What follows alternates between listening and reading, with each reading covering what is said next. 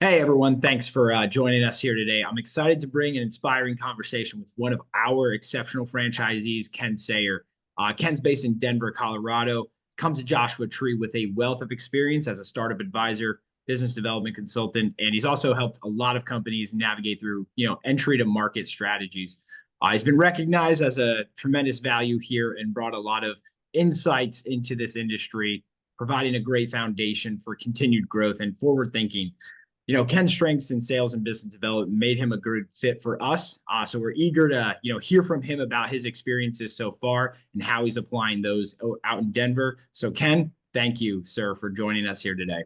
Yeah, my name's Ken Saer. Came to Denver by way of Austin, Texas, where I was working and living at the time that I met the Joshua Tree guys. I had lived in Denver for about 5 years before moving to Austin, and was looking for a business to buy and an opportunity to come back here. And enjoy, building a business and enjoy life in beautiful Colorado.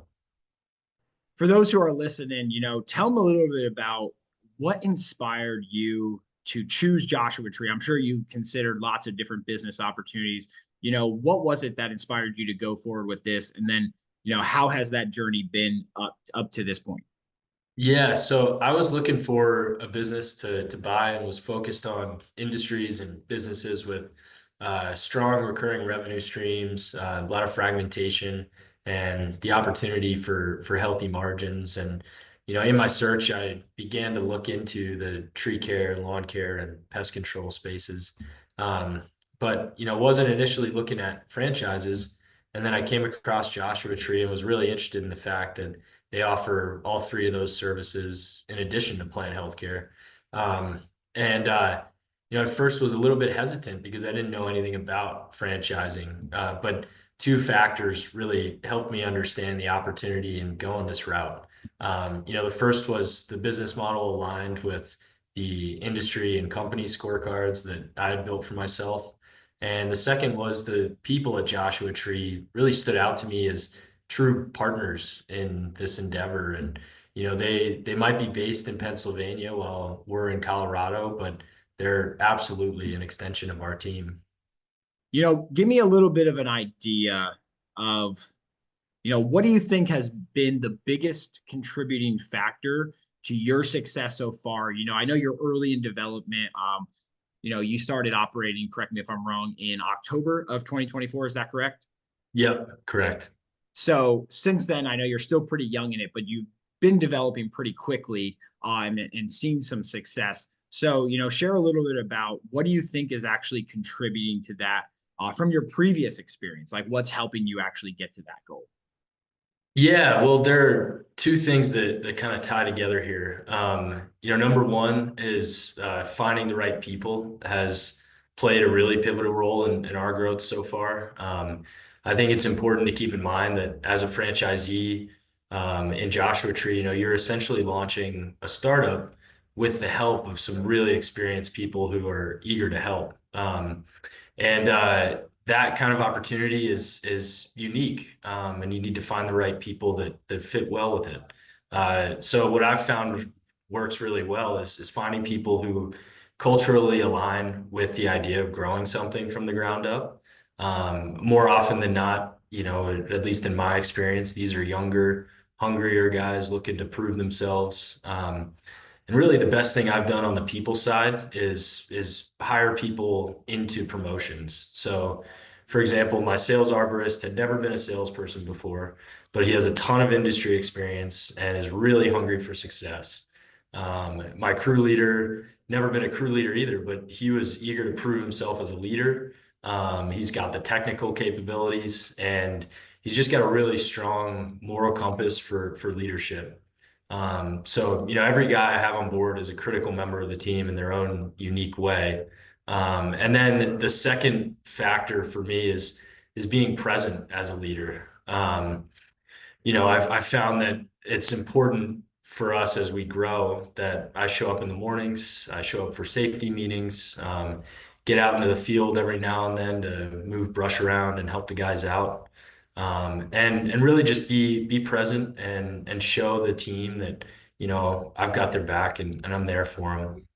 Um, and and then lastly, the EOS framework is something that I've long been a fan of. And actually, while I was looking at different businesses, my plan was always whenever I found a business, whether it was currently operating or something that I was starting, um, my plan was always to implement EOS. And, it really makes our operation stand out from other companies that my crew has been a part of, which just continues to drive us towards our goal of being the best place to work for the best people in the industry and ultimately provide the best service for our clients out here in Denver.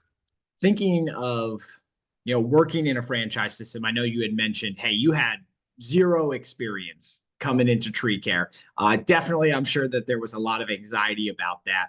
And you kind of touched on it already. So, how has some of the support that we've done here on the corporate side, the Joshua Tree franchisor side, how has that helped you, whether it's in, marketing, training, or recruitment? What do you think has made the most impact to you personally as a franchisee from the support you're receiving from us here as a franchisor?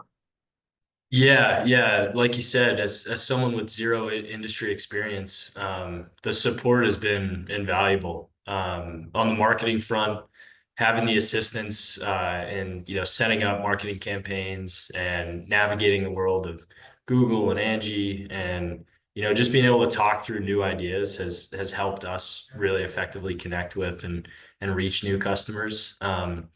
Recruitment is another huge plus. I think it would be a really heavy lift to handle all of the initial recruitment without any industry experience. So having support in that area has been really, really helpful in setting us up for success.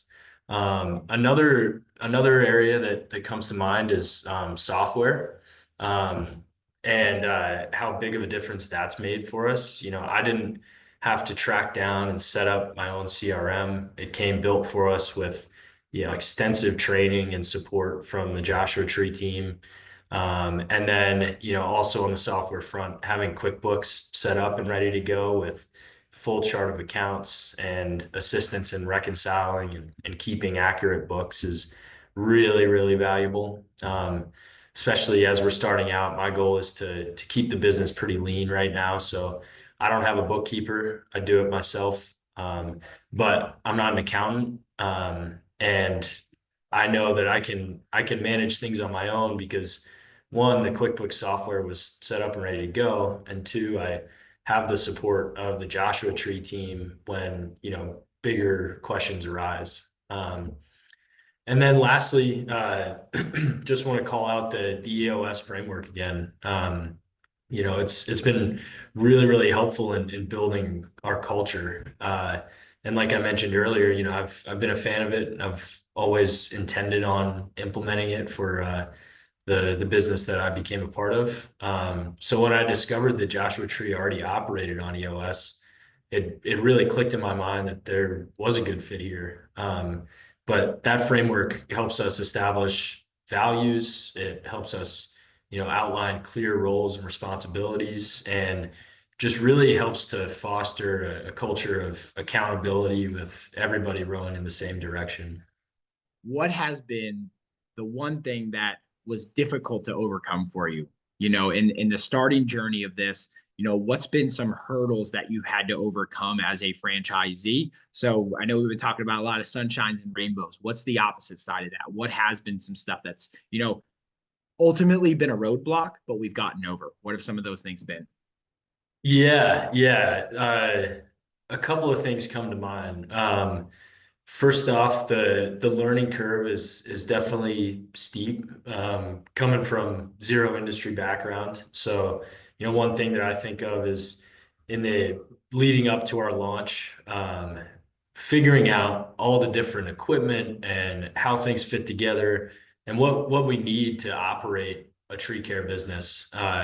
It's definitely a lot to kind of have thrown your way.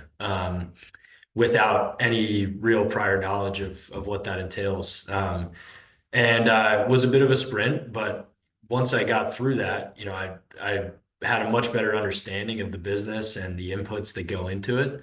And also that doesn't last forever. Figuring all that out, you learn fast, and you learn a lot, and it's a lot of fun. And then the other thing too for us is, we're out in Denver. Uh, Through the winter, we've had some big snowstorms, and some tough weather. And going into this, I was debating, okay, well, do I want to start right before the toughest season of the year, or hold off until the spring? And ultimately, I figured with the help of the Joshua Tree team that it did make sense to, let's just get the hardest part of the year out of the way. We'll learn a lot, and it'll be difficult at times, but we're gonna get through it. And then come springtime, we'll be in a position to really take advantage of the busy season. And I can already see that starting to play out the way that we had planned it. So, obviously there are other people out there who are considering to go down the path that you've been through, that process, the discovery process, working with me through that to understand if this is the right fit. What would be some advice that, now that you're a franchisee and you've been in that seat and you've learned as much as you have, what would some advice be to those franchisees who are, one, even just considering joining Joshua Tree, or those new franchisees, that are going to start in, 3 to 6 months? We're going to have some more that are getting launched. What is some of that advice that you would give them? Yeah, I think first off, find a way to be present as much as you can in whatever form that takes. I mean, franchisees are all in different situations, and everybody has their own way of doing things. Um, but finding a way to, spend time with the crew really pays off. Whether it's finding time to get out there and check out a job site and maybe move some brush around too. I mean, the guys see that, and it resonates with them, and it goes a long way. And for me, that has really helped in just better understanding the business, and figuring out what a day in the life of a Joshua Tree crew member looks like. And it's helped us, improve things and get more efficient. And then two, I think if you're bringing on a sales arborist, look for somebody with a solid background in plant healthcare. Knowledge of plant healthcare oftentimes comes with knowledge of arboriculture. But at least from what I've found, the same doesn't always apply the other way around. So having a salesperson who is really familiar with PHC allows them to begin to have those conversations with clients when they're talking about general tree care work. And that's been really helpful for us, as we're getting up and running. And obviously the GTC side of things is the bulk of our work right now, but we've been able to also continue to build out our first recurring revenue service line, which is plant healthcare. And looking at a really productive spring in that regard. Last question here for you, man, and we'll kind of tear things off on, a personal level on your end. What has been, and think of, your journey all the way through the discovery process, all the way up through actually, where you are today. What's been the proudest moment that you've had so far as a franchisee? Yeah, my proudest moment so far, thinking about this, it came after our company-wide quarterly reviews that we held in early January. So we had 3 months of work under our belts, and we were operating well as a team, but the quarterly conversations really allowed us to examine areas for improvement and come up with an action plan for them, assess team members' goals and begin working towards achieving them, and then really connect as a team on a deeper level and help everybody feel included in something that's bigger than just themselves. And I think seeing the response from the guys during and after those quarterly conversations was something I was really proud of, because it felt like that moment was a culture shift for us in a way, one that just like really signified the opportunity for growth that we have and the possibilities of what we're growing out here in Colorado.